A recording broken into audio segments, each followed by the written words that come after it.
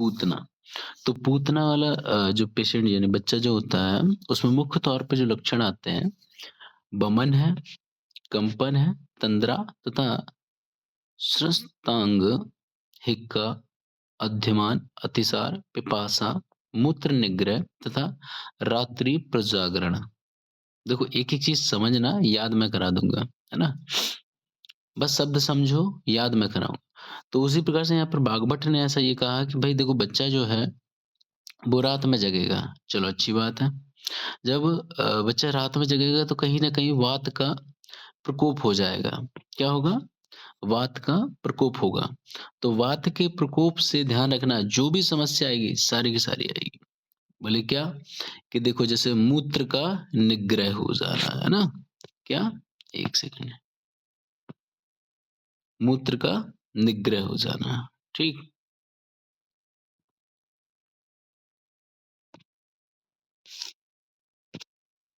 और कहा जाता है कि और जैसे रात भर बच्चा जगेगा, मूत्र का निग्रह तो हो ही जाएगा क्योंकि वात बढ़ा हुआ है।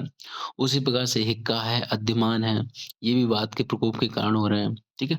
तो एक कॉन्सेप्ट याद रखना है हमें पूतना में कि भई बच्चा जो है, वो रात को जग रहा है। क्या है? रात्रि प्रजागण, है ना? जगरात्रा कर रहा है पूतना वाला बच्चा। अगर फिर भी ना समझ में आए, तो आप लोगों ने मेरे ख़्याल से वो किशन जी का नाटक देखा होगा, है ना? वो छोटा-सा रहता है, तब एक पूतना आती है ना? डराने के लिए, तो रात में अक्सर आती है। तो बस इतना याद रखो, रात में पूतना आती है, ठीक है? और जो रात में भई आ रहा है सब चीज़ें, तो क्या होगा? वात का प्रकोप होगा यहाँ पर, है ना? तो बच्चा अगर रात भर जगेगा, तो क्या होगा? वात का प्रकोप होगा। जैसे ही वात का प्रकोप हुआ, वैसे ही कॉन्सेप्ट अपना क्लियर कर लेना कि भई मूत्र निग्रह हो जाएगा। क्या हो जाएगा?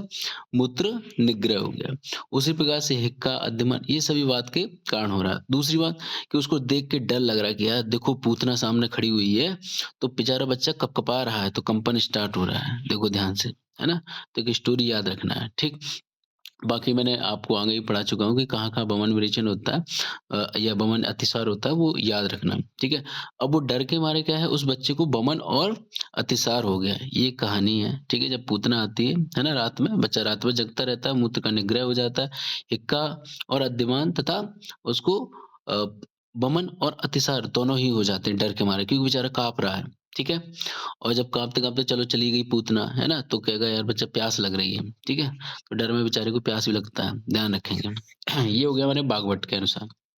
अब चलते हैं सुश्रुत ने यहाँ पर क्या अलग से बताया है तो देखेंगे कि बिडभेद अतिसार अर्थात यहाँ पर भी जो अतिसार बताया गया है और बिडभेद है ना, ये हालाँकि एक ही है मतलब कि जो मोशन है वो पतले होके आते हैं, ठीक है? और कहा गया है कि तृणालु भवति बालक दिन में सुखपूर्वक सोता है, रात्रि में नहीं। तो देखो यहाँ जो सुश्रुत है, तो सुश्रुत जी ने उस चीज़ को क्लियर कर दिया है कि भाई जो बेबी है, बच्चा है, पूतना के डर से दिन में तो बढ़िया आराम से टेंशन फ्री होके सो रहा है।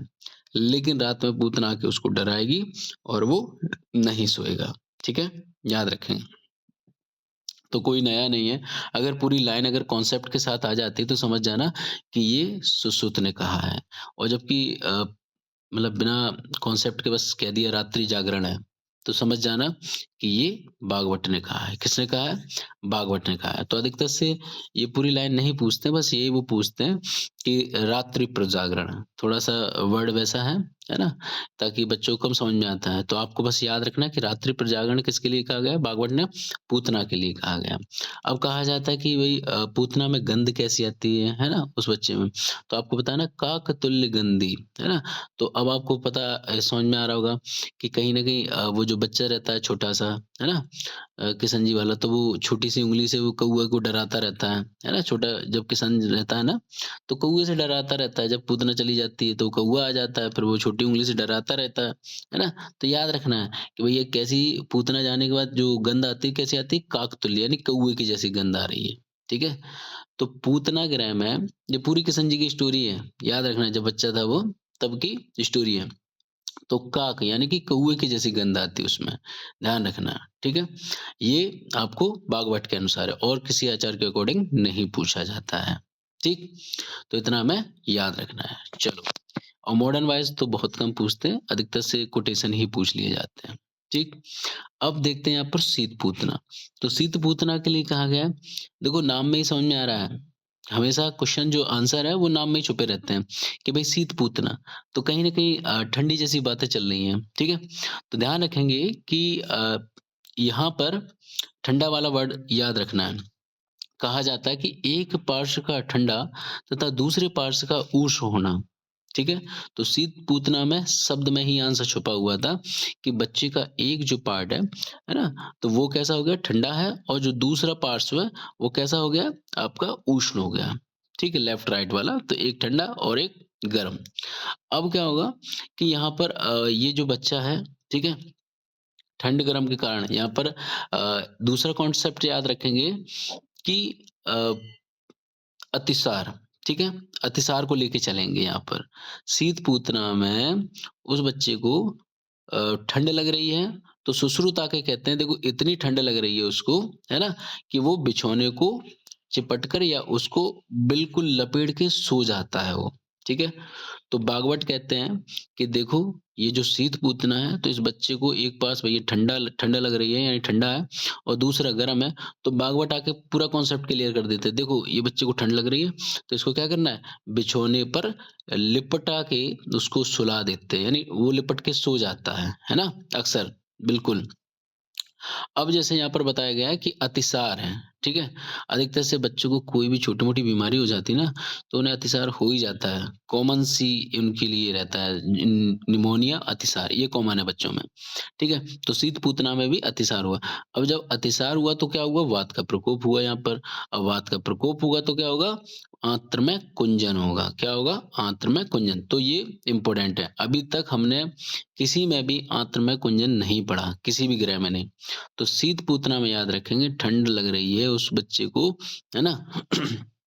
और उसकी आंतों में कुंजन स्टार्ट हो चुका है। तो सुश्रुत और बागवट दोनों ही आंत्र कुंजन कह देते हैं। क्यों कह रहे हैं? क्योंकि यहाँ पर उसे अतिसार हुआ है, ठीक? अब दूसरा देखेंगे कि यहाँ पर कि रोदनम अर्थात वो बेचारा रोता रहता है। क्या है? रोता रहता है। अब इतना मतलब आंतों में कुंजन हो रहा है, ठीक है? अतिसार हो गया है, तो कहीं न कहीं डिहाइड्रेशन वाली भी कंडीशन आ रही है उसको, ठीक है? जब डिहाइड्रेशन की कंडीशन आएगी तो बच्चा क्या करेगा? कँपकँपी आने लगेगी। शीत-पूतना में भी चाहे आप कह लो ठंड से कँपकँपा रहा है, चाहे डिहाइड्रेशन से कँपकँपा रहा है, कुल मिला के उस बच्चे को कँपकँपाना है, ठीक है? तो क्या याद रखेंगे कि भई कंपन, तो कंपन आपको पता पड़ गया है कहाँ-कहाँ? एक तो बेचारा डर से कंपन हो रहा था, है ना? वहाँ पर कंप होता है, कहाँ? पूतना में बेचारा डर के काँप रहा था, यहाँ कैसे काँप रहा है? या ठंड की वजह से काँप रहा है, ध्यान रखेंगे, ठीक है? कॉन्सेप्ट हमें याद रखना है ताकि सब कुछ याद रहेगा। तो जो मेन-मेन पॉइंट थे वो ये है हमारे सामने। बाकी मैंने आप लोगों को बताया था कि ऊर्ध्व दृष्टि, है ना? तो यहाँ पर जो याद रखेंगे तिर्यक दृष्टि याद रखेंगे। क्यों तिर्यक दृष्टि याद रखेंगे? क्योंकि उसको समझ में ही नहीं आ रहा है कि भई क्या हो रहा है मेरे साथ? मेरा मतलब लेफ्ट ठंडा है, राइट गरम है, लेफ्ट ठंडा है, गरम है ना? तो एक जगह नहीं है निश्चित कि भई ऊर्ध्व दृष्टि ऊपर ही देखता रहे, ऐसा नहीं। वो तिरछा भी देखेगा, है ना? अगर उसको लेफ्ट राइट ठंडा-गरम नहीं होता है ना, तो वो बेचारा ऊपर ही देखता रहता है, ये हो क्या रहा है मेरे साथ, है ना? लेकिन वो खुद कन्फ्यूज़न है बेचारा कि लेफ्ट की राइट, तो बेचारा क्या करे? ना लेफ्ट देख रहा है, ना राइट, है ना? ना ऊपर कहीं नहीं, वो सीधा कहाँ देखा? तिर्यक, ठीक है? तिर्यक देखेगा वो। तो तिर्यक दृष्टि वो देखेगा बच्चा। फिर देखें यहाँ पर गंध कैसी आती है? कि मतलब कि विस्र अंग गंदी। तो यहाँ पर याद रखेंगे कि सुश्रुत के अकॉर्डिंग विस्र गंदी होती है ना? और जो बागवट के अकॉर्डिंग है वो वसावत विश्रगंधी है। आप सभी लोग याद रखेंगे कि वसावत विश्रगंधी, जबकि हम लोग वहाँ पर सुश्रुत के अकॉर्डिंग जब पढ़ के आए थे मेरे ख्याल से आप लोगों ने देखा होगा, यहाँ पर जो बताया गया था बागवट के अकॉर्डिंग कि वसा अस्रगंधी कहाँ? स्कंद में। ठीक है? वसा असरगंधी। तो बागभट्ट के अकॉर्डिंग ही वहाँ पर क्या बताया गया है कि वसा अ, वसावत विश्रगंधी अर्थात यहाँ पर विश्रगंधी दोनों का ही एक जैसा है, लेकिन बागभट्ट थोड़ा-सा डीप में चले गए हैं, है ना? अक्सर बागभट्ट बाद में आए हैं तो थोड़ा-सा और एक्स्ट्रा नॉलेज देंगे, है ना? तो विश्र के साथ-साथ उन्होंने क्या एक्स्ट्रा जोड़ दिया है? वसा। क्या जोड़ दिया? वसा। ठीक है? वैसे मॉडर्न में कॉलेरिक डिहाइडिया कहा जाता है शीत-पूतना को, सभी लोग याद रखेंगे इस चीज़ को। चलो, नेक्स्ट है हमारा अंधपूतना। अब देखो शब्द में ही आंसर छुपा हुआ है, कोई नया नहीं मैं पढ़ाऊँगा। सब कुछ शब्द में ही है ना? आपके सामने अगर चाहे वो जो 4 ऑप्शन दे दे, कुछ भी दे दे, आप टिक कर दोगे। कैसे? बोले अंधपूतना है, तो कुछ ना कुछ तो यहाँ भाई अंधापन है ना? जब अंधा है तो सब कुछ समझ में आएगा। बोले क्या? एक बार रीड कर लेते हैं लक्षणों को कि छर्दी ज्वर कास अल्प निद्रा विद भेद वैवर्ण दौर्गंध नेत्र में अति रुजा कंडु पोत की स्तन द्वेष तथा स्वर तीक्ष्णता। ठीक। और उसी प्रकार से यहाँ पर सुश्रुत में कहा गया है कि स्तन द्वेषी अतिसार कास हिक्का छर्दी ज्वर से पीड़ित तथा दुवर्ण और सततम अध शयति सदा नीचे मुख करके सोता है। तो देखो ये जो बच्चा है, तो इसके ऊपर किसका अटैक हुआ है? अंधपूतना का हुआ है, ठीक है? तो अंधपूतना में सबसे पहले आपको क्या याद रखना है कि आँखों वाली समस्याएँ पहले क्लियर कर लो कि आँखों में भई अतिरुजा होगी, खुजली होगी, पोतकी हो गई। लो साहब, ऐसा हमने कहीं नहीं देखा। ये हमारा कॉन्सेप्ट क्लियर हो गया है ना? कि अंधपूतना में सारी चीज़ें आँखों से रिलेटेड, बच्चे अंधे होने वाला है, ठीक है? बच्चा अंधा होने वाला है, कैसे होएगा? क्योंकि उसमें अंधपूतना का प्रकोप है ना, तो उसकी आँखों में क्या हो रहा है? अतिरुझा हो रही है, खुजली हो रही है, मतलब दर्द हो रहा है और खुजली हो रही है। प्लस भाई वहाँ पर याद रखना है पोतकी, पोतकी आप सभी लोग जानते हैं। एक बीमारी होती है आँखों की, है ना? सालक में आप लोगों ने पढ़ी होगी। तो यहाँ पर वो पोतकी स्टार्ट होने लगी है, ठीक है? अब सोचो, अब बच्चे को माँ खिला रही है कि बेटा मतलब कि दूध पी ले, ठीक है? लेकिन बच्चा बेचारा क्या कर रहा है कि नहीं, मतलब तीक्ष्ण आवाज़ में, क्योंकि उसको दुःख हो रहा है, उसको दर्द हो रहा है आँखों में। वो कह रहा है कि क्या है ये? कि स्वर तीक्ष्णता, बड़ी तीखी आवाज़ में चिल्ला के बोलता है कि नहीं, मुझे नहीं पीना, अर्थात स्तन द्वेष, ठीक है? मुझे नहीं पीना, तो तीक्ष्ण आवाज़ के साथ। तो स्वर तीक्ष्णता स्तन द्वेष, ये याद रखेंगे कब? जब बच्चे की आँख में दर्द हो रहा है, खुजली हो रही है और उसको पोतकी है, ठीक है? चलो, अब क्या है, बच्चा 2-3 दिन से दूध ही नहीं पिया, है ना? तो उसको स्तनपान ही नहीं कराया कराया तो क्या होगा? उसमें हीमोग्लोबिन की भी कमी हो गई है धीरे-धीरे। तो क्या होगा? ध्यान रखेंगे यहाँ पर वैवणता आ जाएगा, डिस्कलरेशन आ जाएगा, है ना? तो क्या होगा कि उसको डिस्कलरेशन होने लगा धीरे-धीरे।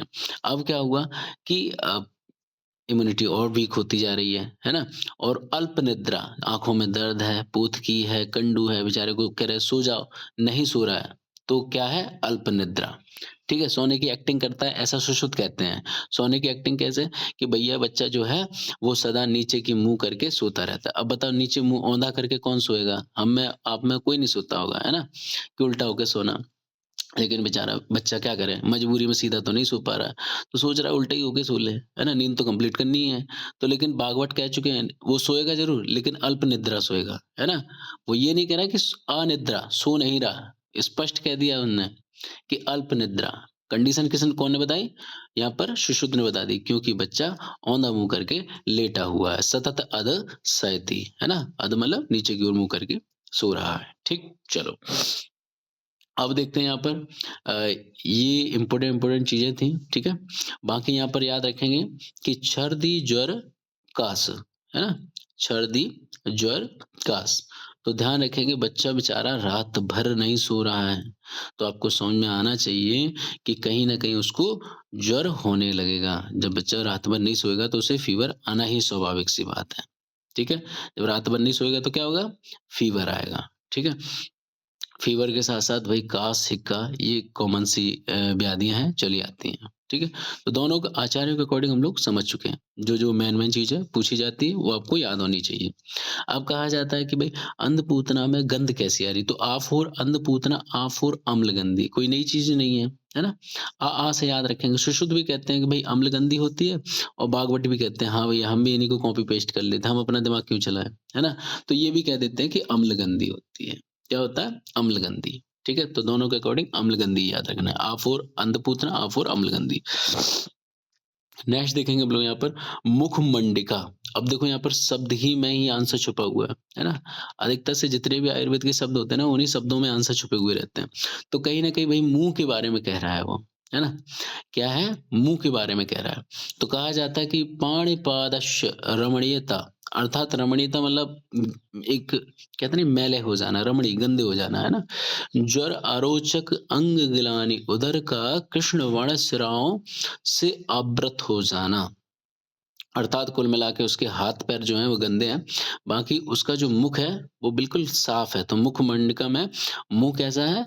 बिल्कुल मणि के समान मतलब अच्छा चमकदार है, लेकिन हाथ-पैर गंदे हैं, ठीक है?